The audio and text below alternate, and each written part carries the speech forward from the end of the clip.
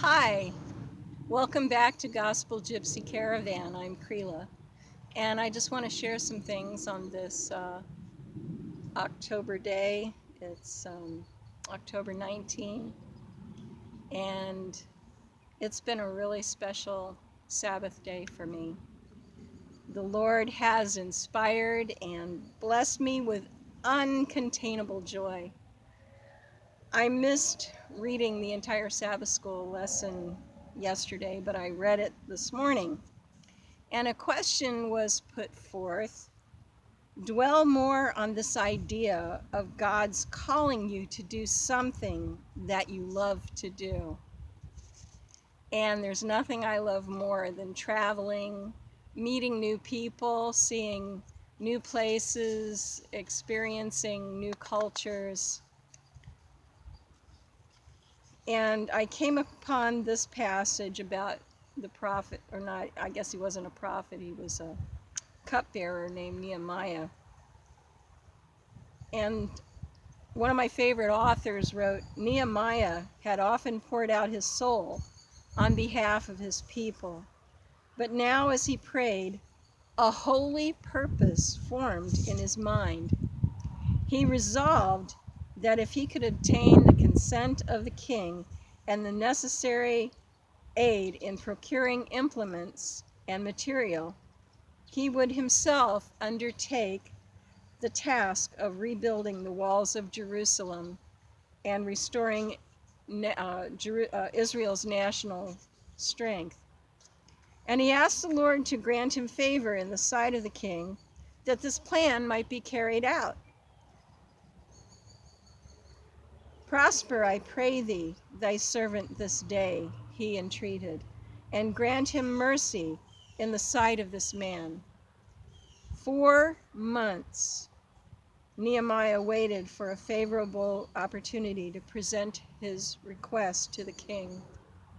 You know, I've been praying for several months myself about this journey, living in a van full time, going from place to place, sharing the gospel, handing out Bibles and inspirational materials.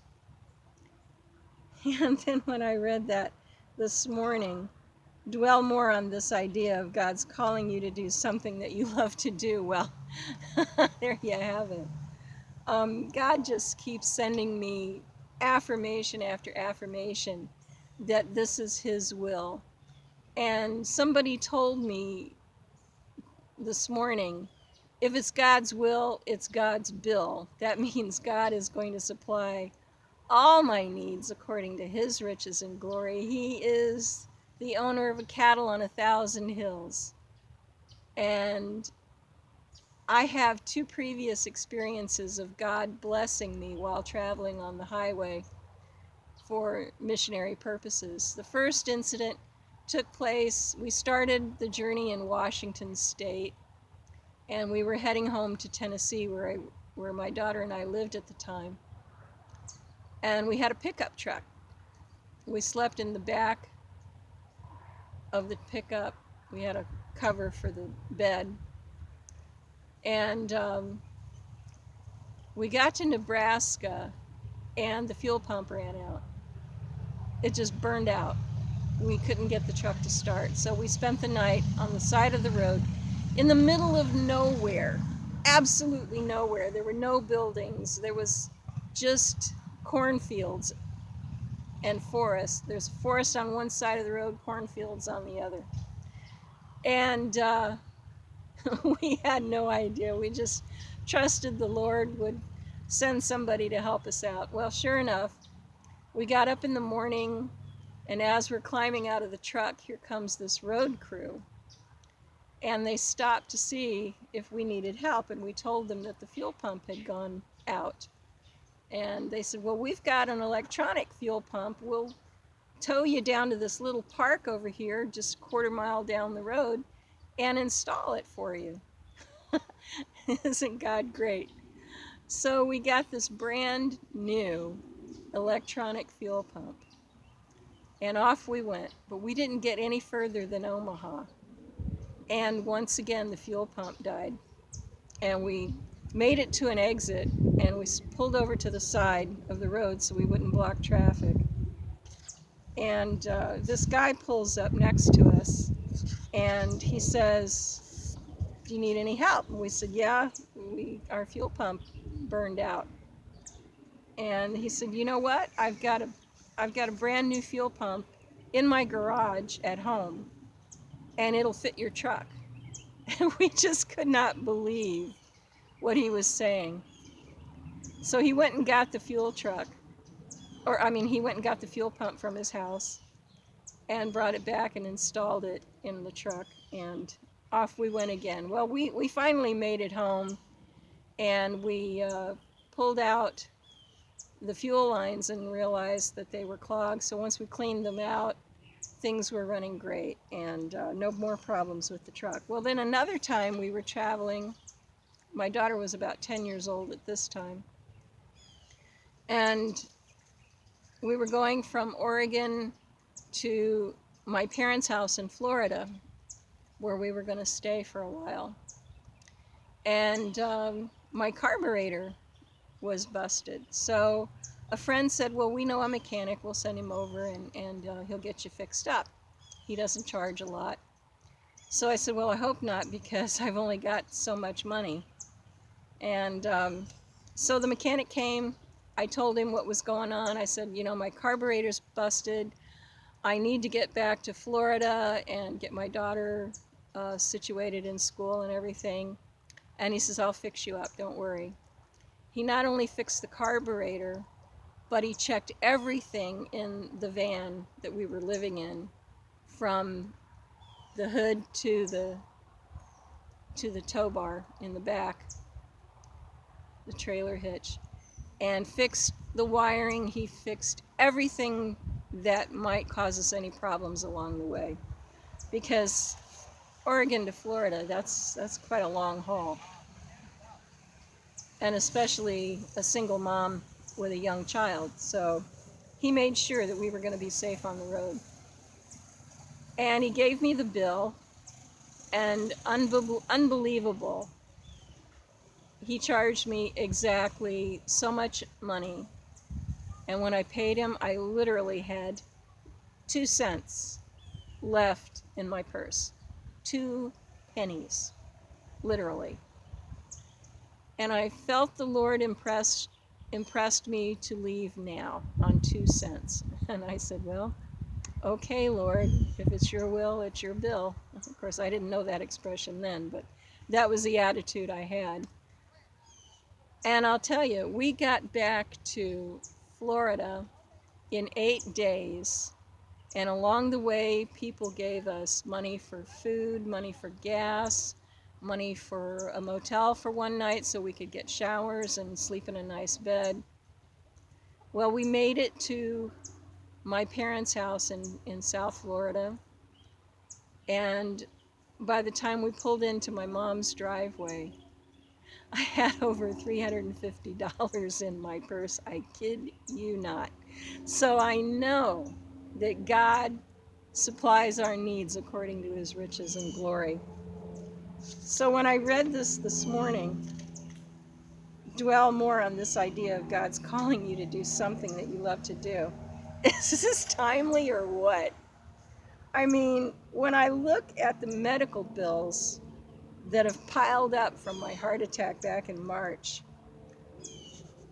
I don't even know what the total amount is. They're just overwhelming, and I've got no money to pay them.